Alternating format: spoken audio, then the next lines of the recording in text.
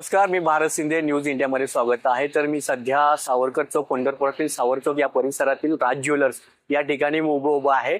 याआधी आपण राज ज्वेलर्स अनेक वेगवेगळ्या चर्चेने आपण माध्यमांसमोर पाहिलं होतं. मात्र आता नवीनच एक प्रसंग आलेला आहे की आता राज ज्वेलर्सच्या जे प्रोप्रायटर आहेत ते आता माझ्यासोबत आहेत. काय आहे आपलं नाव, काय आणि काय नेमकं राज ज्वेलर्सचं आपण आज इथे उभे आहेत? माझं नाव अर्चना आप्पासाहेब जरे. हे राज ज्वेलर्स माझं दुकान आहे. केव्हा केव्हा हे दुकान केव्हा झालं? 8च्या आसपास झाले आहे. 2008. 2008च्या नंतर माझे मिस्टर आजारी, कॅन्सरचा आजार झाला. केव्हा केव्हा आजारी पडले आणि केव्हा एक्सपायर झाले? 9ला आजारी पडले आणि 11ला एक्सपायर झाले. 13ला एक्सपायर झाले. माझा मुलगा पहिलीला होता, मुली 2 बाहेर होत्या शिकायला. त्यामुळं मला इलाज नव्हता. मी माझ्या भावाला दुकानात ठेवलं. तो चांगला आहे, विश्वासू आहे. सख्खा भाऊ आहे? चुलत्याचा मुलगा. आमचं एकत्र कुटुंब होतं. चुलत्याचा मुलगा आहे माझ्या. आणि त्याला पगार होता पहिला, नंतर 33% केलं. नंतर म्हणला मला परवडत नाही. 33% कसं केलं? फर्म वरती केलं? तोंडी केलं? लिखापडी कुठे केलं नाही याच्यामध्ये? का केलं नाही? लिखापडी का केलं नाही? माझा भाऊ, माझा विश्वास होता ना. मी म्हणजे माहेरचे मला थोडं असतंच की मुलींना कसं, बायकांना माहेरचे प्रेम. हा, पण हे असं पुढं जाऊन एवढं खतरनाक. 2013 नंतर संतोष बाबर यांनी सगळं पाहिलं गेलं आतापर्यंत. 2013 ते 2026 सालापर्यंत. आता काय झालंय नेमकं यामध्ये? आता त्यानं समोरच बिल्डिंग, 9 मजली बिल्डिंग घेतली, ते पण राज ज्वेलर्सच्या पैशावर. मी जवळजवळ 19-20 वर्ष झाले ह्या दुकानातलं कधी पंचायत केलं सगळं पूर्ण काय जे काय असेल ते संतोष बाबर करत होता. मग मला न सांगता मला अंधारात ठेवून त्यानं बऱ्याचशा प्रॉपर्टी घेतल्या. हे कुठेतरी चुकीचं आहे ना, मालकी ना शेवटी. तुम्हाला अंधारात ठेवलं गेलं का असं म्हणते? मला कधी त्यानं काय सांगितलं नाही. काय मी एवढ्या प्रॉपर्टी घेतोय, आज तुला मी आणलं, तुझा लहान होता, तुला मी इथं मोठा केला, तुझं नाव केलं पंढरपुरात, आणि मला न सांगता एवढ्या प्रॉपर्टी त्याने घेतल्या की ज्यावेळेस मला कळालं ना, मग मी म्हणलं संतोष असं नको आहे. एवढ्या आम्ही ह्या फॉर्मवर आम्ही खरं तर पंढरपूरमध्ये, पंढरपूर शहर तालुका असेल, यामध्ये कुणाला जरी विचारलं तर राज ज्वेलर्स कुणाचं आहे ते पहिला उत्तर येत होतं ते की संतोष बाबर. मात्र आताच पंढरपूर कळलं की खरं मालकीन हे आहेत. अगदी बरोबर आहे. कारण मी माझा भाऊ म्हणून मी कधी हे केलंच नाही, माझा हक्क दाखवला नाही, तर माझा आहे असं मी कधीच म्हणले नाही. मालकावपणा म्हणजे कधीच नाही. माझा भाव आहे, आमचं दुकान आहे, एवढंच कोणी विचारलं तर सांगायचे. दुकान कोण सांभाळतं? माझा भाव सांभाळतो. आणि ह्याच्या व्यतिरिक्त मी संतोषला आजपर्यंत कधी शब्दानेही दुखवलं नाही. परंतु संतोषाने असं काय केलं की तुम्हाला दुःख वाटलं? संतोषला समोरची जे बिल्डिंग 9 मजली ते दिसते ना बघा, ते बिल्डिंग 9 मजली बिल्डिंग बांधले. मग जागा घेताना त्यांनी काहीतरी चौघात घेतल्या होत्या, ते पण मला काही माहित नव्हतं. सांगितलं नव्हतं? नाही, काही सांगितलं नव्हतं. नंतर त्यांनी एक असंच बाकीचे भागीदार निघून गेले, ह्याने एकटेच राहिले. मग जेव्हा मला कळालं, मी म्हणलं संतोष आता असं झालंय तर मी स्वतः ह्या बिल्डिंग मध्ये खरेदी निघाल्यानंतर दुकानातल्या पैशावर दोघात हे घेतलं. माझा भाऊ आहे म्हणून मी म्हणलं तुझ्या नावावर निम्मा आणि माझ्या नावावर निम्मा, आपल्या दोघांच्या नावावर हे राज ज्वेलर्स असू दे. ही खरेदी आहे आमची. मी खरेदी करताना संतोष बाबरला स्वतःहून म्हणलं संतोष बाबरला निम्मे आणि मला निम्मे राहू द्या. तर ठीक आहे म्हणले.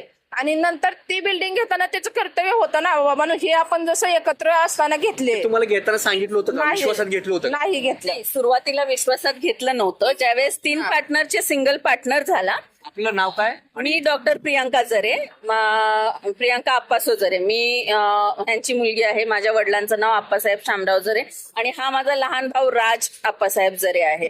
राज ज्वेलर्स हे त्याच्या नावावर पडलेलं नाव आहे. सो ज्यावेळेस चौघांमध्ये पार्टनरशिप होती त्या जागेमध्ये, त्यावेळेस त्यांनी आम्हाला सांगितलं नव्हतं. पण ज्यावेळेस एकट्यावर आलं, त्याने सिंगल हँडेडली ती तिघांना काढलं, त्यांच्या भागाचे पैसे दिले आणि नंतर ती जागा एकट्याच्या नावावर केली. ते पैसे करत असताना आपल्या दुकानातून पैसे दिलेत. राज ज्वेलर्स फर्म मधून पैसे गेलेत. ट्रान्झॅक्शन हिस्ट्री आहे. राज ज्वेलर्सच्या फर्म मधून त्यांनी कोटी रुपये काढून इकडे तिकडे गफला करून दुसऱ्याच्या अकाउंटला टाकून, स्वतःच्या पर्सनल अकाउंटला टाकून ती खरेदी केली. मग आम्ही गृहीत धरलं की ऑब्व्हियसली फर्मच्या पैशातनं गेलीये तर गेलीये. आणि त्याने देखील सांगितलं हो आपण दोघं मिळून करू, काही प्रॉब्लेम नाही. आता इथे जशी दोघांची पार्टनरशिप आहे तशी समोर देखील दोघांची पार्टनरशिप राहील. त्याच्यात काय पण गैर नाही आहे, कारण पैसे तर आम्हीच भरतोय, त्याचा काय प्रॉब्लेम नाही. आता ही बिल्डिंग त्यांनी ह्या बिल्डिंगचा नकाशा आम्हाला सुरुवातीला दाखवला होता. आता ह्याच्यावर राज ज्वेलर्स लिहिलं आहे आणि खाली लिहिले संतोष बाबर पंढरपूर प्रोजेक्टेड फॉर अच्छा, राज ज्वेलर्स फॉर संतोष बाबर. तर या नावाबद्दल आपण आक्षेप घेतला नाहीये. नव्हता घेतला. सुरुवातीला आम्हाला वाटलं आपलीच बिल्डिंग आहे. बरं, आणि तो दोघांसाठी करतोय, आक्षेप घेण्यासारखं काही नव्हतं. अगदी त्याचे मटेरियल कॉस्ट, कोटेशन सर्व आमच्या दुकानाच्या राज ज्वेलर्सच्या नावावर आलेले आहेत. तर आम्ही गृहीत धरलं ना की बाबा आम्हाला पण मिळेलच, आक्षेप कशासाठी. आता ते एवढ्या चांगल्या मनाने जर आपल्याला देत असतील, आपण नाही म्हणायचं काय कारण आहे का. आणि आपण ऑलरेडी 55% म्हणजे आपली पार्टनरशिप जास्त आहे त्यांच्यापेक्षा 10%. मग आम्ही ओके म्हटलं. नेहमीप्रमाणे जशा माझ्या मम्मीने एवढे वर्ष विश्वास ठेवलाय, पुन्हा विश्वास ठेवला. बर, त्या प्रॉपर्टीमध्ये लिटिगेशन चालू आहे.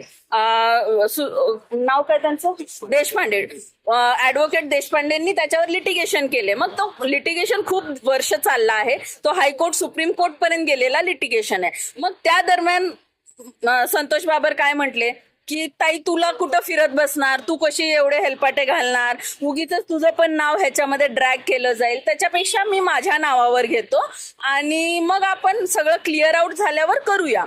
आणि आता बिल्डिंग चालू आहे, सगळं चालू आहे. आणि अचानक आज काल रात्री त्यांनी 10 वाजता बिल्डिंगचं इन्व्हिटेशन पाठवले. एका रात्रीत इन्व्हिटेशन पाठवावं आणि ओपनिंग करावं असं काय झालेलं नाही आहे. ठेवून केलं. एवढ्या रात्रीचं त्यांनी माल म्हणजे कुणाला सुद्धा माहित नाही इथे एवढं मोठं ज्वेलर्स होणार आहे. हे काल एका दिवसात हे सगळं तयार केलं. का तर आम्ही म्हणावं ना आमचा हा हिस्सा आम्हाला काढायसाठी त्याने अंधारात ठेवून हे सगळं स्वतःच्या नावावर केलं. कसं आहे, एका म्हणजे जे काही एकीकडे असं पाहिलं जातं की बहीण भावाच्या नात्याकडे असे अनेक उदाहरण आपण पाहतोय, मात्र आज आपल्याला एका भावाने फसवलं असलं म्हणणं आहे. काय वाटतं, कसं एकंदरीत पाहतो. विश्वासघात केल्यामुळं फार म्हणजे काळजाला तडा जातो म्हणताना तो प्रकार आमच्यावर झाला आहे. कारण ह्या लहान मुलाची प्रॉपर्टी एका माणसानं कुणाच्या तर हातात दिली, तो मोठा झाल्यावर माझ्या हातात माघारी देईल तसं त्यांनी अजिबात केलेलं नाही. त्यांचं 55 आपलं 55 आणि त्यांचं 45 हे केव्हा झालं हे सगळं? 2016 मध्ये झालं. 2016 मध्ये पार्टनरशिप डीड 2016 पासून चालू झाली ऑन पेपर. तोपर्यंत तोंडी होतं, पण भांडवल तेव्हा देखील त्यांचं काही नव्हतं. भांडवल संपूर्णपणे आप्पासाहेब जरेंचं होतं, अर्चना जरेंचं होतं. भांडवलात 1 रुपया सुद्धा त्यांनी घातलेला नाही. राज ज्वेलर्सचं एकंदरीत कसं पाहिलं गेलं तर भांडवल किती होतं आणि आताची परिस्थिती राज ज्वेलर्सची काय आहे? 2008 साली ज्या वर्षी चालू केलं त्या वर्षी भांडवल दुकानामध्ये अंदाजे 7 किलो तरी होतं आणि आज दुकानात तेवढंच भांडवल आहे. त्याच्यामध्ये वाढीव नाही, अजिबात नाही. ते वाढीव असं का झालं नाही आणि किती झालं पाहिजे होतं? कमीत कमी जसं राज ज्वेलर्सची वृत्ती होती किंवा जसं मार्केटमध्ये नाव होतं, लोक आमच्याकडे होलसेलच्या प्रकारे माल विकत घ्यायला यायचे, शेजार पाजारचे छोटे छोटे दुकानदार. त्या हिशोबाने कमीत कमी मला असं वाटतं की 35-40 किलो माल असायला हवा होता.